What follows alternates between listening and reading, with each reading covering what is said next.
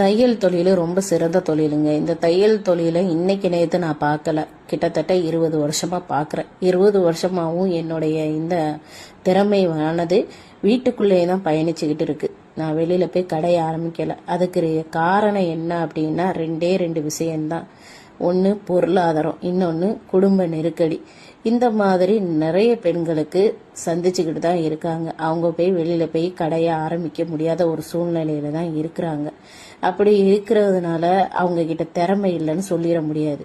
திறமைகளை ஏராளமா அவங்க கிட்ட இருக்க தான் செய்யுது. வீட்டில் தைக்கிறாங்க, இவங்களுக்கு என்ன தெரிய போகுது, இவங்களுக்கு என்ன மாடல் தெரிய போகுது, இவங்க எப்படி தைப்பாங்க அப்படின்லாம் தப்பு கணக்கு போடாதீங்க. அப்படி இருக்கிறவங்க தான் வீட்டில் தைக்கிறவங்க தான் என்ன செய்வாங்கன்னா, அதிகமாக மாடல்களை தைச்சா நமக்கு கஸ்டமர் வரமாட்டாங்களா அப்படின்னு சொல்லிட்டு நிறைய வித்தியாசமாக சிந்தனை பண்ணி அவங்களோட திறமைகளை வெளியில் கொண்டுட்டு வருவாங்க.